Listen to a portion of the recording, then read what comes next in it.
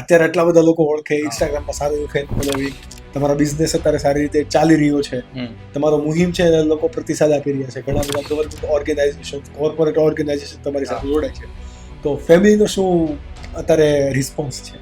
હું જ પોતે માલિક હું ને એના ઇન્વેસ્ટર મારા પપ્પા, એટલે મારા પપ્પાને હજી નથી ખબર કે આ એપ શું છે, એનો શું યુઝ થાય, છતાં પણ એને એટલો વિશ્વાસ છે કે લોકો ઓળખે એટલે કાંઈક કરે એમ. મને જ્યારે MBBS માં એડમિશન મળ્યું અને મેં 6 વખત એડમિશન નથી લીધું. 2016 થી એડમિશન મને મળે MBBS માં, અને ત્યારથી દર વખતે MBBS માં એડમિશન આવે એટલે ઘરે હું એમ કહેતો કે હવે આવતા વર્ષે હું જઈશ સારી કોલેજમાં, મને એડમિશન મળે. એટલે મારે પહેલેથી જ નક્કી હતું કે શું મારે કરવાનું મારા સ્ટાર્ટઅપ રિલેટેડ. એટલે 2016 માં જ મેં મારા બધા સ્ટાર્ટઅપના એના નામકરણ કરી લીધા. મારી મેન બ્રાન્ડ વિશ્વાસ હેઠળ આ બધા સ્ટાર્ટઅપ આવે 10. એટલે ત્યારથી એટલે ત્યારે મારા પપ્પાને એમ હતું કે હવે આ વર્ષે એડમિશન લઈશે, ઓલા વર્ષે લઈશે, આ લઈશે, એમ 6 વર્ષ નીકળી ગયા. એટલે સ્વાભાવિક ખબર કે આપણે શું કરીએ છીએ.